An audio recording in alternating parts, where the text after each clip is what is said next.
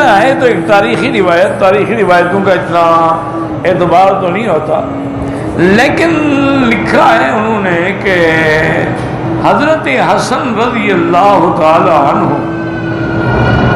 حسن ابن علی ابن ابی طالب، آپ شادیاں بہت کرتے تھے۔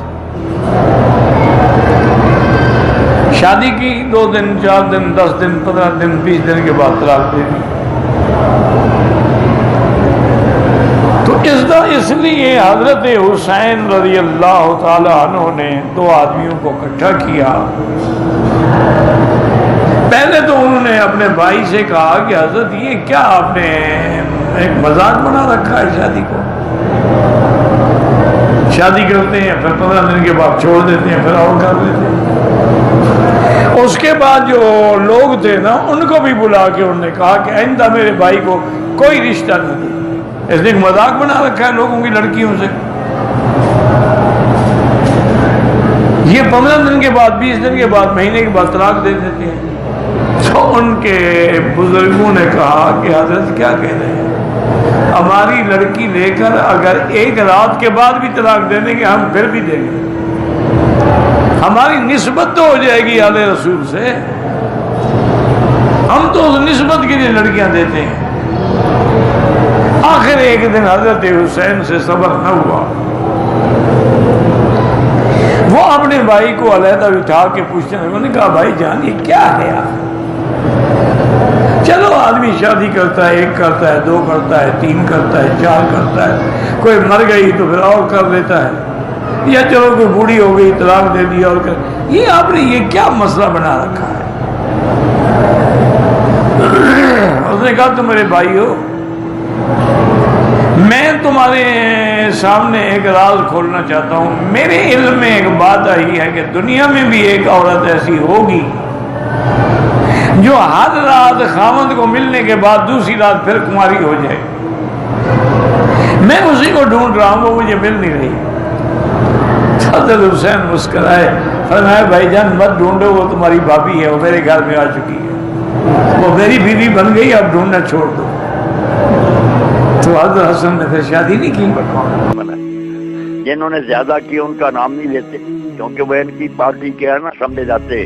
حضرت مغیرہ بن شعبہ رضی اللہ عنہ کے جب آتا 1000 عورت کی انہوں نے اور 300 کنواری عورت کا پردہ چاک کیا، اس کا نہیں ذکر کرتے، حالانکہ صحابہ کرام کے حالات پر جو بھی کتاب ہے اس میں حضرت مغیرہ کے بارے میں یہی لکھا، مگر چونکہ وہ حضرت معاویہ کے ساتھ مل گئے تھے ان کا یہ چھپا لیتے ہیں عیب، سمجھو حضرت حسن کے پیچھے پڑے گی۔ وہی حضرت حسن کے بارے میں ایسی روایت جنہوں نے نام لے کر بھی لکھی ہے نا عورتیں اور ان سے اولاد 18-19 کے قریب تک ہی بس لکھی ہے، اس سے زیادہ کوئی۔ ہاں اچھا صحیح، یہ ثابت ہے یا یہ بھی بس یعنی کہ نہیں ہے، یہ بھی ایسے، مگر شرح جو ہے نا ناظر البلاغہ ابن ابی الحدیث موتزری کی، اس میں اس نے نام لکھے ہیں نا کہ کتاب میں ہے، یہ تاریخ کی تمام کتابوں میں ہے، البدایہ والنہایہ تاریخ کی بڑی مستند کتاب ہے، 70 نہیں اس میں 120 شادیوں کا لکھا ہوا ہے۔ باقی حضرت حسن نے یہ 120 شادیاں کیسے کی، 4 سے زیادہ تو جائز ہی نہیں ہے، تو وہ طلاقیں دے دے کے کرتے تھے۔ ایسا بھی ہوا ایک مجلس میں 4 شادیاں کی انہوں نے اور 4 کو طلاق دی، پھر 4 شادیاں، ایسے بہت کیے انہوں نے۔ رہا یہ مسئلہ کہ اتنی طلاقیں دینا شریعت میں پسندیدہ ہے یا نہیں ہے، تو طلاق دینا شریعت میں پسندیدہ نہیں ہے، جمہور صحابہ کا یہی مذہب ہے۔ حضرت حسن یہ اس لیے کرتے تھے کہ لوگ خود اپنی بیٹیاں ان کو نکاح کے لیے پیش کرتے تھے۔ لوگ یہ کام کیوں کرتے تھے؟ اس لیے کہ وہ کہتے تھے بھائی حضرت حسن کا ارادہ نہیں ہے نکاح کرنے کا، وہ لوگ کہتے تھے بس آپ کر لیں، کیوں؟ تاکہ ہماری رشتہ داری محمد صلی اللہ علیہ وسلم سے جڑ جائے، بے شک آپ بعد میں طلاق دے دینا۔ سمجھ میں نہیں آ رہی بات؟ لوگ کہتے تھے بھائی چونکہ نکاح جب ایک دفعہ ہو جاتا ہے تو رشتہ ہمیشہ کے لیے، بے شک طلاق بھی ہو جائے تو رشتہ ہمیشہ کے لیے۔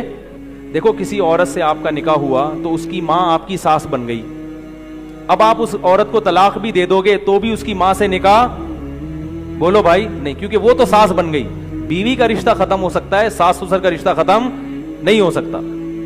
اسی طرح اس سے اگر آپ کی اولاد ہو گئی، اب حضرت حسن بعض دفعہ یہ ہوتا تھا کہ اولاد ہو جاتی تھی اس سے، تو لوگ اس اولاد پہ فخر کرتے تھے کہ ہمارا جو بیٹا ہے یعنی ہمارا جو نواسا ہے اس کا نسب کہاں جا کے ملتا ہے؟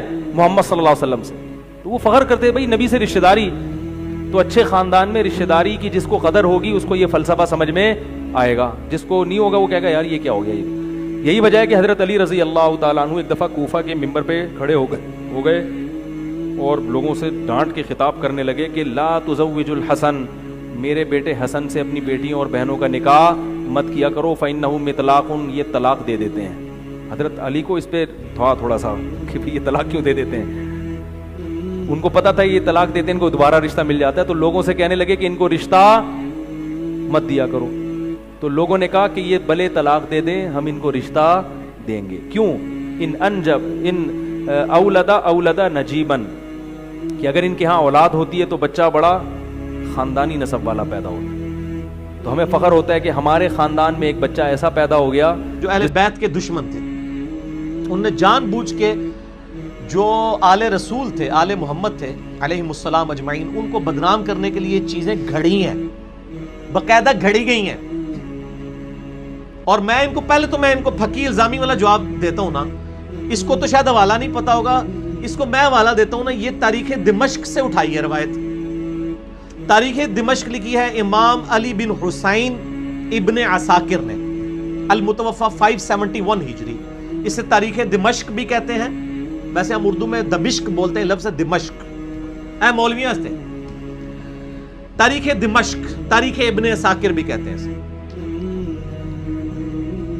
تو یہ جو روایت ہے حضرت حسن کثرت ازواج کرتے تھے، اس کے آگے لکھا ہوا ہے کہ حضرت حسن کو معاویہ ابن ابی سفیان رضی اللہ تعالیٰ عنہ نے زہر دے کے شہید کروایا تھا۔ تو سر پوری گل دسو پھر عوام نو، حسن دے بیاہ تے بیان کیتے جے نا، تے نالے بھی دسو کہ حضرت حسن نو زہر دے کے حضرت معاویہ نے مروایا ہے، وہ کہیں نہیں روایتی چل یہ تو بیان کیوں کر دیو؟ یہ ساری تاریخی باتیں بنو عباس اور زیادہ تو آل امیہ نے یہ سارے جھوٹ مچائے ہوئے، تو ہم تو دونوں باتوں کو غلط سمجھتے ہیں۔ ہم کہتے ہیں ایسی تاریخی روایتیں بیان کریں آپ جن تاریخی روایتوں کو کوئی سپورٹ حدیث کی کتابوں سے ملے۔ دیکھیں نا، ہم نے بھی یہ کربلا کی تاریخ بیان کی ہے نا، تو ہم نے حدیثیں بیان کی 200، اکثر بخاری مسلم سے، ایک ایک کا انٹرنیشنل نمبر لکھا ہے، میچ کریں، نہ نکلے تو آگے پکڑیں۔ بخاری مسلم سے ثابت کیا ہے کہ آل امیہ کے دور میں حضرت علی پہ ممبروں پہ لعنت ہوتی تھی، تو بتائیے حدیثیں بھی، صحیح مسلم کھولو، صحیح مسلم انٹرنیشنل نمبر کے مطابق 6229، لعن اللہ ابا تراب، نعوذ باللہ، ممبر پہ بلا کے صحابہ کو کہا جاتا تھا کہو کہ ابو تراب علی بن ابی طالب پہ لعنت ہو، نعوذ باللہ۔ تو یہ کچھ ہم نے تو حدیثوں سے بتایا نا، اور یہ کہتے ہیں وہ مودودی جو تاریخ کٹھی کرتا رہا، مودودی نے جو کچھ بیان کیا ہم نے اس کو جسٹیفائی کر دیا بخاری مسلم سے۔ تو آڈے بابے جو کچھ جھوٹ لکھ کے گئے نا مولا حسن علیہ السلام دے بارے، تسی دسو کتے لکھیا ہو، کس حدیث کی کتاب میں لکھا ہوا ہے؟ اور شہادت عثمان ابن سبا نے کرا دی۔ میں کہتا ہوں یہ حدیث کی 6 کتابیں ہیں نا مین، ان میں ابن سبا کا کہیں نام دکھائے موجود ہو، اتنا بڑا واقعہ ہوا ہے۔ میں نے بخاری مسلم سے ثابت کیا کہ حضرت عثمان غنی رضی اللہ تعالیٰ عنہ کی غلط پالیسیز کے ساتھ صحابہ کو اختلاف ہو گیا تھا۔ ابن سبا اگر کوئی تھا اس حوالے سے تو اس کا ذکر تو موجود ہوتا، وہ تاریخ میں لکھا ہوا ہے۔